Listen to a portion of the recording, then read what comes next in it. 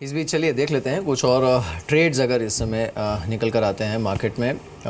Mid cap में 47 points की तेज़ी इस समय है। इसमें एक तो हमने देखा आदित्य बिरला नुओ पर अच्छा मूव देखने को मिल रहा है। कुछ और काउंटर्स में एम्फेसिस है, M&M फाइनेंशियल सर्विसेज है, DLF है, पावर फाइनेंस कॉरपोरेशन है, REC है, इन पर अच्छा मूव है। संजीव, ये इनफैक्ट इस बार प्री बजट रैली की शुरुआत हुई उससे पहले ही हमने इंफ्रा में इसे प्ले आउट होते देखा है। इनफैक्ट आई वुड से कि वहाँ पर सबसे पहले बजट फैक्टरिंग होना शुरू हुआ इंफ्रा स्पेस या फिर इंफ्रा फाइनेंसिंग से जुड़े जो स्टॉक्स हैं, एंड ऑब्वियसली उसमें सरकारी कंपनीज भी शामिल हैं। इनके वैल्यूएशंस आपको कैसी लग रही है? देखिए Mir, REC PFC x bonus वो भाव आ गए जो एक साल पहले कम बोनस थे। साथ में उनका cost of money will be the lowest ever in the last 7 years and power is in a sweet spot क्योंकि आपकी cost of power is low and plants are running at 73 to 74% prime load factor.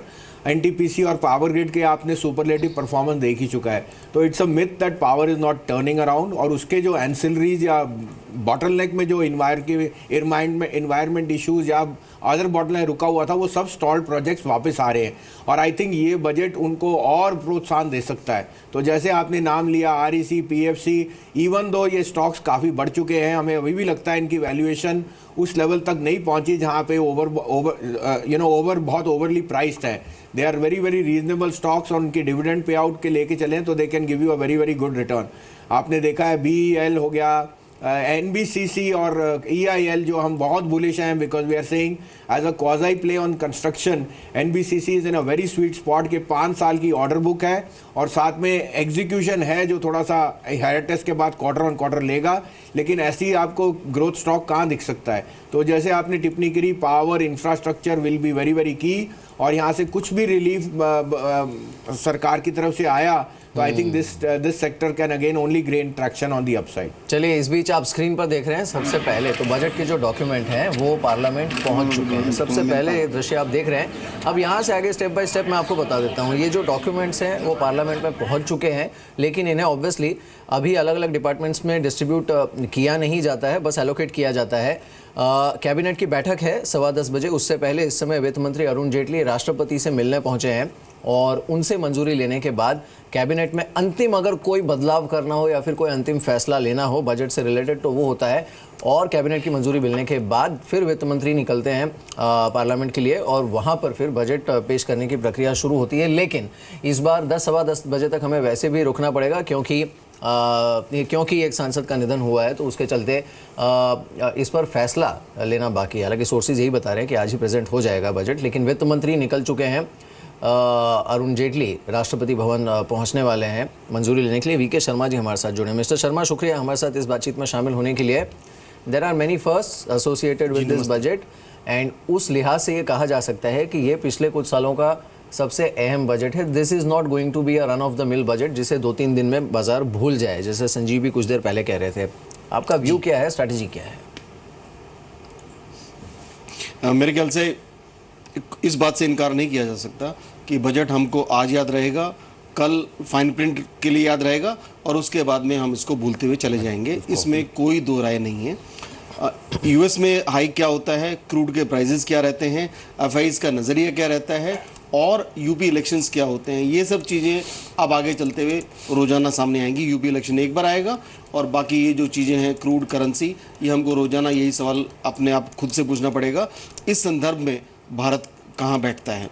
तो मेरे ख्याल से हालांकि ये जो आपने चीज़ें बताई वो बहुत ही इम्पोर्टेंट है, नया है, और मैं ये भी कहना चाहूँगा कि ये जो बजट पेश हो रहा है ये काफ़ी अंधेरे में पेश हो रहा है। जब सरकार को खुद को नहीं मालूम कि कहाँ पे कौन सी चीज़ रखी है, तो उस हद तक ये बजट अलग है। और मेरे ख्याल से याद इसलिए भी रखा जाएगा कि लोग आज शाम को ही लोग जब बजट पेश हो जाएगा तब सोचेंगे कि यार इस सरकार ने ये काम भी कर दिए और फिजिकल डेफिसिट फिर भी कंट्रोल में रखा, तो पैसा कहाँ से आएगा। तो ये जो पैसा आएगा वो कहाँ से आएगा उसका मैं जिक्र कर सकता हूँ, वरना मैं एक अकेला बोलूँगा तो काफ़ी लंबा कन्वर्सेशन हो जाएगा। जी, एक बार भारतीय इन्फ्राटेल को देख लेते हैं। अभी अभी एक ब्लॉक डील हुई 23 लाख शेयरों की। हालांकि कल पिछले 2 सेशंस में काफी करेक्शन स्टॉक में देखी गई है। आइडिया वोडा मर्जर के खबरों के बीच में की टेनेंसी इनकम जो है वो इम्पैक्ट हो सकती है, लेकिन आज एक रिकवरी स्टॉक में देखी है। एक ब्लॉक डील भी हुई है और स्टॉक अब करीब 2.5% ऊपर आ चुका है 301 के लेवल्स पर। उसके उलट अगर आप आइडिया और भारतीय एयरटेल को देखेंगे तो वहां पर कमजोरी आज के सेशन में देखी जा रही है। धर्मेश, आप कैसे अप्रोच कर रहे हैं अभी पूरी ही टेलीकॉम स्पेस को? ये मर्जर और एक्विजिशन की खबरों के बीच में काफी वाइब्रेंसी पिछले 2 सेशंस में देखी गई है, लेकिन अभी का मार्केट बिहेवियर देखते हुए भी क्या स्ट्रैटेजी है? देखिए, आई डोंट थिंक कुछ फंडामेंटली बहुत बड़ा गेम चेंज हुआ है यहाँ पर। जरूर वैल्यूएशन के अटकलें लेकर के एक बार तेज़ी देखने को मिली, but telecom as a space अगर आप बात करें बिजनेस पर्सपेक्टिव से, सो प्राइसिंग पावर कभी नहीं आएगा। Day by day pricing power will reduce only, ARPUs आपके घटेंगे ही, और डेटा यूसेज बढ़ने के बाद भी जो टोटल रेवेन्यू गेन है वो काफ़ी बड़ा होना डिफिकल्ट लगता है मुझे। सो मोर और लेस ट्रेडिंग बेट है। ट्रेडिंग के हिसाब से अगर आपने प्ले किया है तो प्रॉफिट बुक करने का समय आ गया है, और stay away from the sector. चलिए देख लेते हैं मार्केट में एक्शन क्या है। करीब 11 पॉइंट ऊपर है निफ्टी 8572। ज़्यादा कोई बात करने के लिए है नहीं इंडेक्स पर। अगर हम बात करने की कोशिश करें, इसमें एक दूसरा तरीका ये हो सकता है कि आप कुछ ऐसे स्टॉक्स देखें जो कि कुछ हद तक इंसुलेटेड हो या फिर ज़्यादा अफेक्ट नहीं हो रहे हो इससे। अब मिसाल के तौर पे आईटी की बात करते हैं। खैर उसमें तो अपने अलग नेगेटिव ट्रिगर हैं फ़िलहाल, लेकिन संजीव, आईटी में अब जिस तरह के वैल्यूएशंस हैं, यू नो, अब टीसीएस 2200 के पास है, इन्फोसिस 900 के पास ट्रेड कर रहा है। हमने नंबर्स भी देखे इनके, तो इसका जो ड्रैग इफेक्ट है इंडेक्स पे, जो कि you know to that extent इसके वेटेज की वजह से अपसाइड को रिस्ट्रिक्ट करता है, वो रहेगा एटलीस्ट 2 क्वार्टर तक। सो महीर, यही तो मार्केट की डायनामिक्स है कि अगर आप निफ्टी को 1 साल से देख रहे हैं तो pharma and IT have been underperformers, और उनका निफ्टी पे कोई इफेक्ट ही नहीं है, even though they are trading at close to 52 week close. जैसे आपने टिप्पणी की, it would be difficult to give the exact rhetoric fall out of what Trump is, but we think the bark is worse than the bite. इन भाव पे इतनी cash rich companies हैं, inorganically they have the best methods of growing, they can give you huge buybacks or they can even announce high dividends. I don't think this is a space which can be neglected, but if you आपके पास अगर 1 साल की 1.5 साल की window है, तो because of the sustenance of these stocks always in the past, I would say some of them are very very good value picks.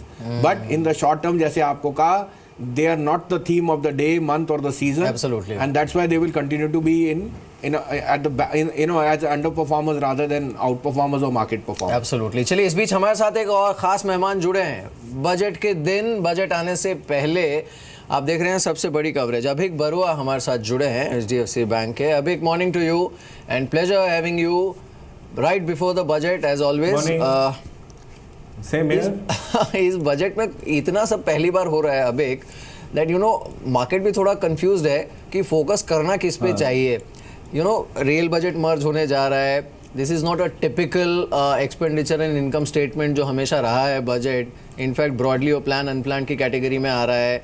1 तारीख को पेश हो रहा है। इतना काफ़ी नहीं था, तो आज सुबह ये भी क्वेश्चन मार्क आ गया कि आज बजट प्रेजेंट होगा या नहीं होगा। एंड बट ऑब्वियसली होने जा रहा है present. In fact mister Jaitley will leave President's House at any point, किसी भी समय निकलेंगे वहाँ से। सो आपका व्यू क्या है इस बजट पे? देखिए, ये तो हम जैसे एनालिस्ट के लिए काफ़ी चैलेंजिंग रहेगा, क्योंकि फॉर्मेट में काफ़ी बदलाव आ रहे हैं। और उसमें से उसका प्रॉब्लम है कि पिछले साल या कुछ हिस्टोरिकल कंपैरिजन में शायद प्रॉब्लम हो सकता है। मेरा उम्मीद रहेगा कि they make a comparable, they provide comparable numbers. Plan non plan expenditure में there was a lot of information उसमें था। रेवेन्यू प्लान एक्सपेंडिचर जैसे उसमें से productive revenue expenditure we could figure out. तो एक तो वो एक चैलेंज है, प्योरली एनालिटिकल चैलेंज, क्योंकि बजट का फॉर्मेट बदल रहा है, रेलवे बजट का इंटीग्रेशन हो रहा है वगैरह वगैरह। दूसरा तो अब द मोर रियल चैलेंजेस कि बजट क्या कर रहे हैं इकोनॉमी को बढ़ाने के लिए। सिर्फ डिमोनेटाइजेशन के असर ने प्राइवेट इन्वेस्टमेंट्स अभी भी काफ़ी स्लगिश है, उसको कैसे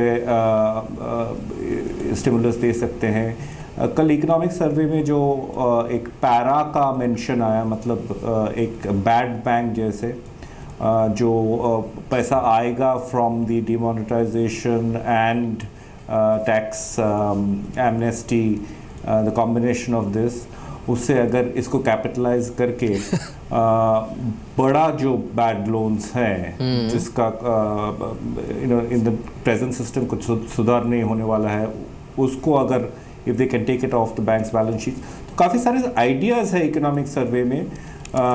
देखते हैं वो इम्प्लीमेंट होता है नहीं, इम्प्लीमेंट पूरी तरह से नहीं होता है तो at least there is some indication towards implementation. दूसरा चीज़ है universal basic income. I think the economic survey makes a pretty strong case for it. बिल्कुल challenging in many ways. I can understand. चलिए हमारे साथ और एक खास मेहमान मौजूद हैं, पुनीता कुमार सिन्हा हमारे साथ जुड़ी हैं बजट से पहले. Ma'am, morning to you. शुक्रिया इस बातचीत में शामिल होने के लिए. And I am tempted to ask you, what are the cues you are picking up from your home turf? Is this going to be a game changer budget? हमारे इस बार बजट का जो थीम है that is gen next budget, that you know this budget has the opportunity कि ये देश को एक नई जनरेशन में ले जाए, इकोनॉमी को नई जनरेशन में ले जाए. Will it live up to its expectation? देखिए, ऐसा कुछ मुझे सुनने को तो नहीं मिल रहा है कि बहुत ड्रामेटिक चेंजेस होंगे, बिकॉज आई थिंक जिससे जो भी इंडस्ट्री के लोगों से मैंने बात की है या जहाँ भी मैंने बात की है, पीपल आर सेइंग कि डिमोनेटाइजेशन काफ़ी एक बड़ा स्टेप इन इटसेल्फ रहा है. एंड उसके बाद में प्रधानमंत्री ने ऑलरेडी दिसंबर 31 को कई चीज़ें, कई योजनाएं गरीबों के लिए उन्होंने अनाउंस कर दी हैं. तो ये सभी अभी पूरी तरह से सेटल नहीं हुआ और अब्जॉर्ब नहीं हुआ. To expect a whole lot of new bold measures थोड़ा अनरियल लग रहा है मुझे, because I don't think there is a capacity in the system, institutional capacity in the system to handle those kinds of reforms.